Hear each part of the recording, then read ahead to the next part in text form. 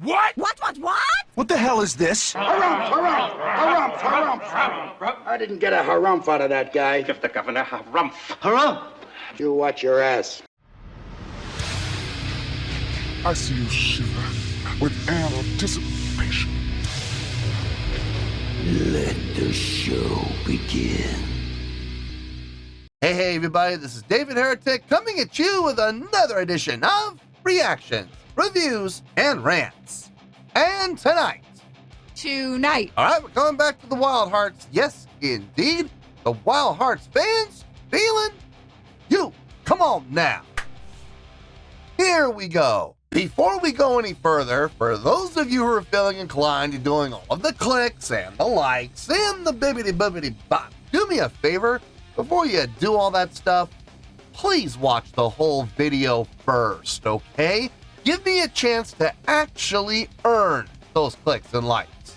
Now, after the video's done, if you still feel like doing all those clicks and likes, then by all means, feel free to click away. This comes as a request from Brett Beyer, and Brett wanted to see me react to this song by the Wildhearts called Bipolar Baby. Now, have I heard this song before? No, I have not. To the best of my knowledge, this does not resonate with me in any way, shape, or form. However, there's always a possibility I may have heard this song in passing and I just don't realize it. So as always, if I start listening to the song and I suddenly go, wait a second. Yeah, this sounds familiar. I'll let you know. That's the truth. You know me, I'm going to be honest with you guys. Let's see, this was posted by Alvis Glam, all one word, Alvis Glam. And the video has 13,000 views. It'll get you there. Other than that, there's really nothing else left to say. Link to the original video will be down below in the video description for your viewing pleasure at your leisure. Let's get started. What do you say? Are you ready? Are you ready? Because here we go. All right, here we go. The Wildhearts, Bipolar Baby. Cool. All right, let's do this. All right, boy, let's do this.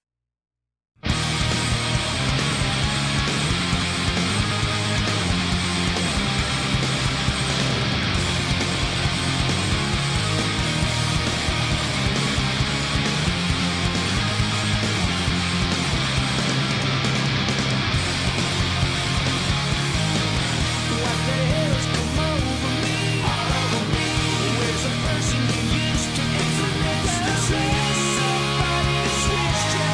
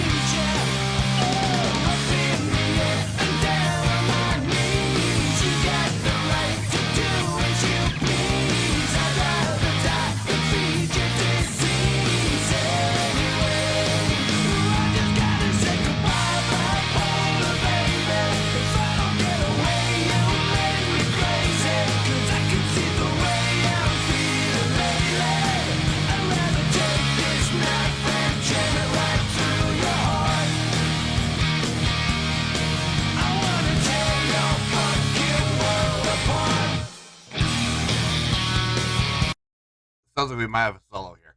Okay.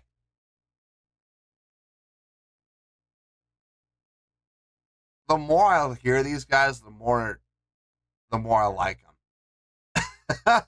I'm serious. I'm digging this tune.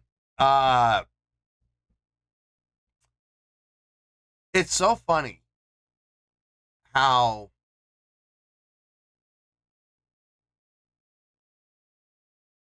people's opinions of bands can change over time. I remember when I did my first reaction to these guys, I thought they were good. I thought they were all right. And then the more I've listened to them, the more reactions I've done to them, the more I'm digging them. It's just, it's funny how that happens. The chordal progressions in this song. Okay, there's 3 specific parts I'm going to talk about here. The verses, very simple, very easy to follow along with. It's, let's see if I remember right. It's root 7/4 root, if I'm not mistaken. Let me see if I'm right about that. We are at, okay, well, I went back 20 seconds, so we're at 222. Gotta remember that. I'm gonna go back to 222 to get back to the guitar solo.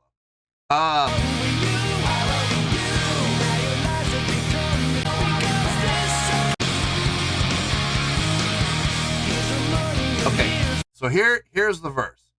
Root 7/4 root. If I'm not mistaken, that's the verse. Root 7/4 root.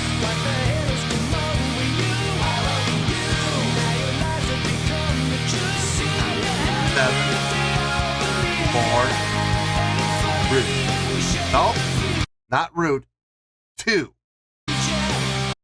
Boom.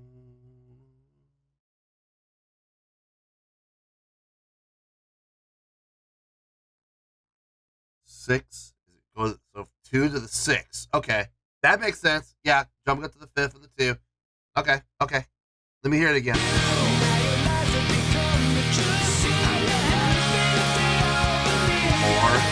2, 6, 4,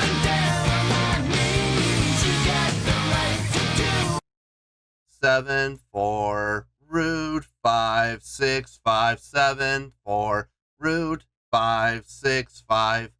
Yeah, that's hooky. I'm sorry. I don't care who you are. That riff is gonna hook you. Absolutely it is.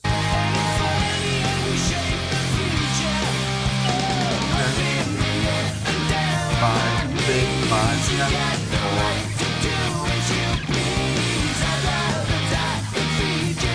That is so Kiss-esque. It's frightening. It really is. That is so Kiss.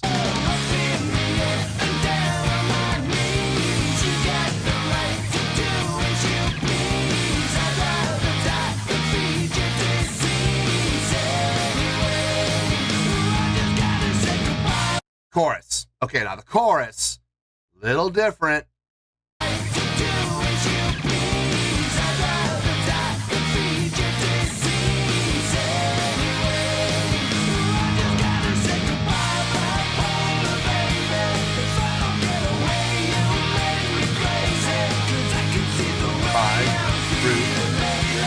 Whoa, wait.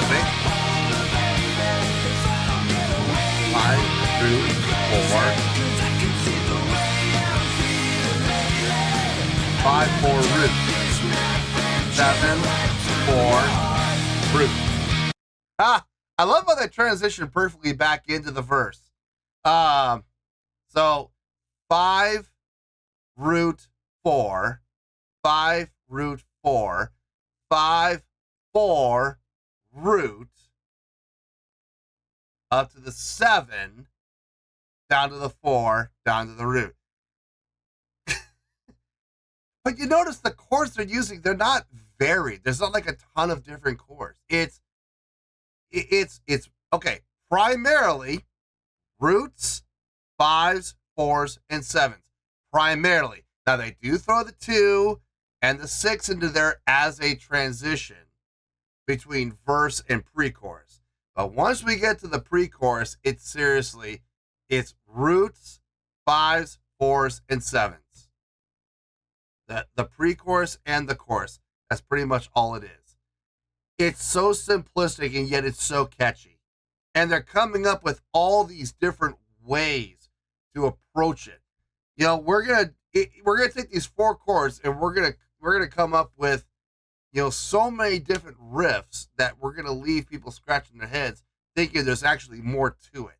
It's so, I'm not saying this to be disrespectful. I'm actually giving them a ton of credit for being able to pull this off. It's so smoke and mirrors. It's frightening.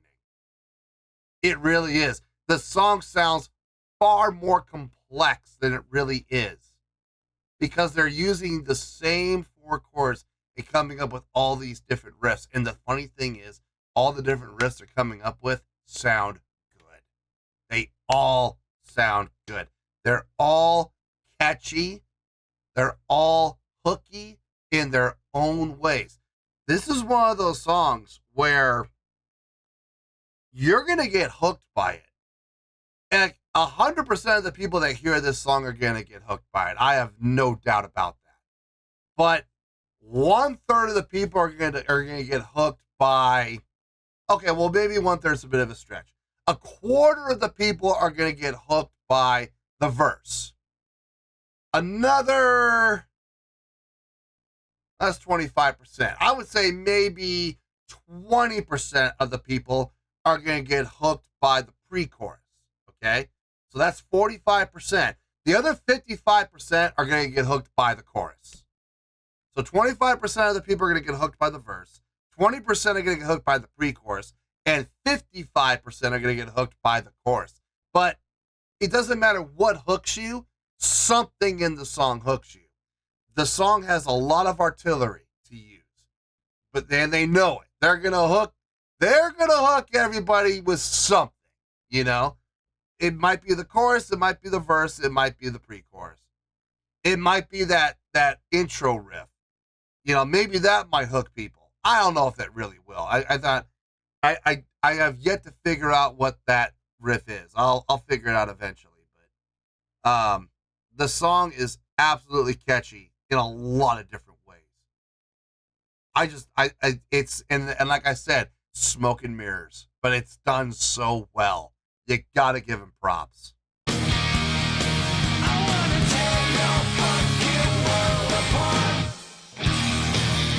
If I'm right about the solo.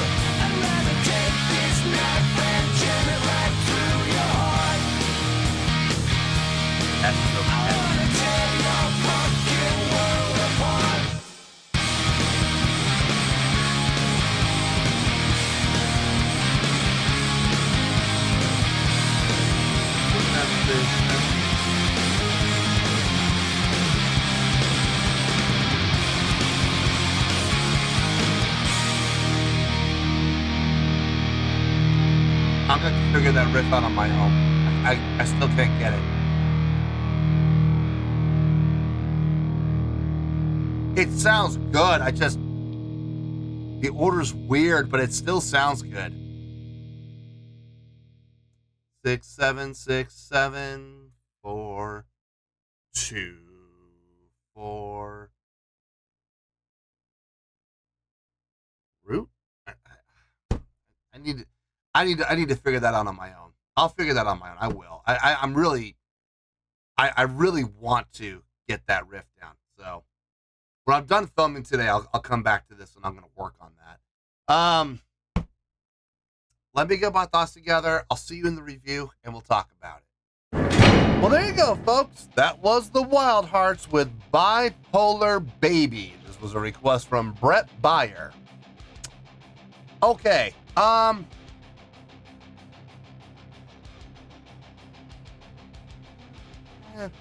Okay, look, I have a score. I do have a score. I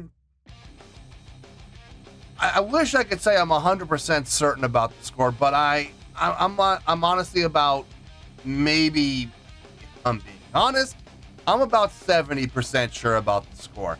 I feel good about it, but I'm wondering if that's where we're gonna. Here's the thing.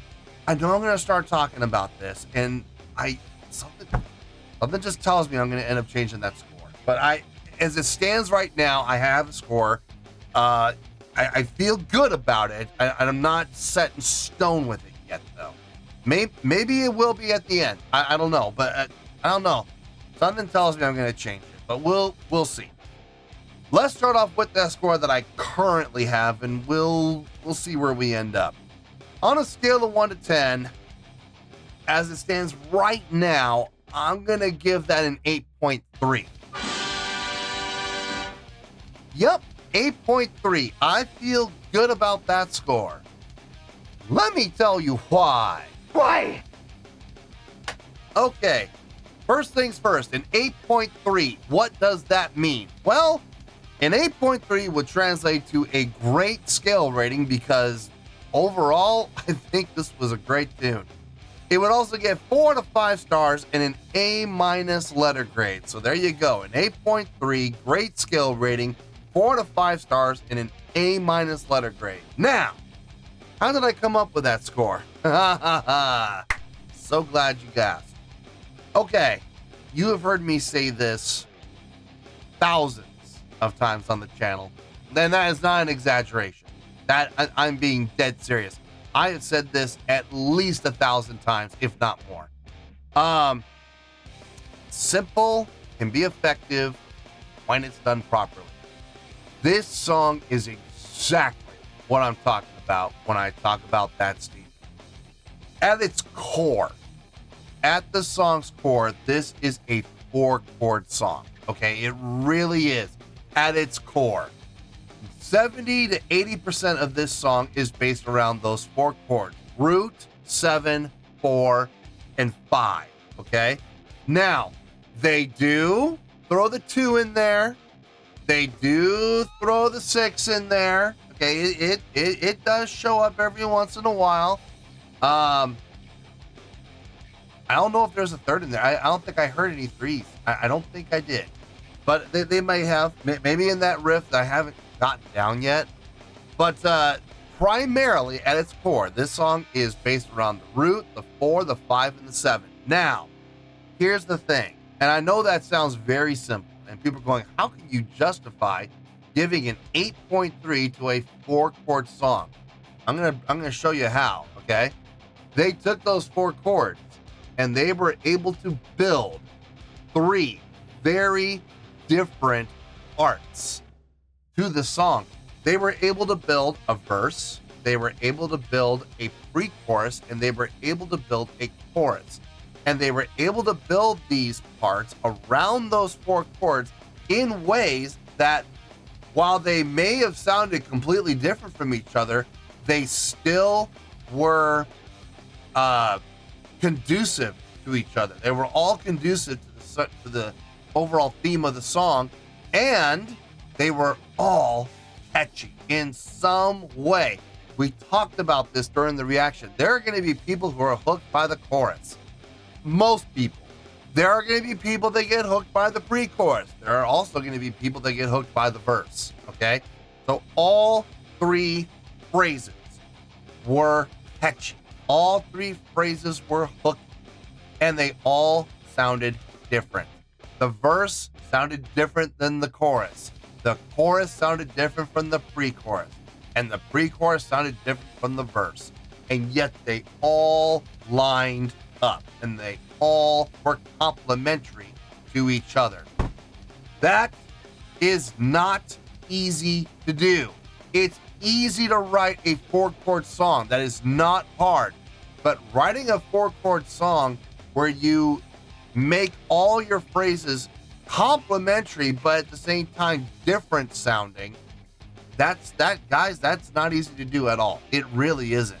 One of my favorite bands, Kiss, they were notorious for this. This is a Kiss song. It absolutely is. It's funny how, you know, you could take just 4 chords and you can create something as hooky as that. And that has to do with a number of reasons. Number one, the instrumentation, stripped down and simple. The voicings, the vocals in particular, the usage of vocal harmonies in strategic places, not throughout the entire song, in specific spots within each phrase. There were harmonies in the verse, there were harmonies in the pre-chorus, there were harmonies in the chorus, but not throughout the entire phrase. Each phrase had its strategic usage. That was smart, helping to fill out the sound, making the song sound bigger than it actually is. A lot of smoke and mirrors with a song like this. And the thing is, you gotta give them credit for that, because they took a simple idea and they expanded it out. A lot of smoke and mirror usage, and they turned it into a song that, like I said, everybody that hears this song is gonna get hooked in some way, shape, or form. I wouldn't say the solo, if you could really call it that. I mean, the second half was more soloistic than the first half. The first half was more like an instrumental break, because there was a lot happening with all the instruments. Bass was doing counter melodic lines while the guitar was doing a melodic line run, and you know, the drums just keeping the feel going. But then in the second half, the guitar really kind of took over and started to soar on its own. No, overall, this is a great tune, man. It really is. I'm still struggling with that 8.3. I believe it fits, but I don't know, man. Part of me wants to change that. No. We're going to stay there. And before you go, well, were you going to move it up or move it down? It doesn't matter. It doesn't matter where I was going to move it. Let's keep things simple. Just like the song. Let's keep things simple. Just keep it at the 8.3. That was my first gut instinct. And you know what they say, trust your gut. So I'm going to trust my gut. 8.3. That riff at the beginning and the end, that recurring riff, I got to figure that out. I'm after I'm done filming today, I'm going to come back to this and I'm going to figure that out, because it was attention getting. It absolutely was. I wouldn't say it was hooky for me anyway. I'm sure other people might think it was hooky, but I don't think it was all that hooky. But there was more than enough hooks in this song to go around. So 8.3. Let's just leave it there before I do something I might regret. So yeah, 8.3. I feel good about that score. Yes, I do, and we're gonna stay there. So let's wrap everything up here in a nice shiny bow, shall we? We have an 8.3, which is a great skill rating, 4 out of 5 stars, and an A- letter grade. Take your pick, I don't care. Whichever one of those floats your boat, and before I change my mind. Final word, final score, I have spoken. Well, that's gonna do it for this edition of Reactions, Reviews, and Rants. Hope you all enjoyed the show. Hope I was able to entertain you. If I was able to put a smile on your face and brighten your day, then I did my job, and I'm so glad I could do it. If you guys feel like joining the fan base, go ahead and click on that button down there. If you guys want to like the video, go ahead and like the video. If you guys want to ring the bell, go ahead and ring the bell. It honestly doesn't make any difference at all to me, but if you guys feel like doing these things, well then by all means, feel free to do so.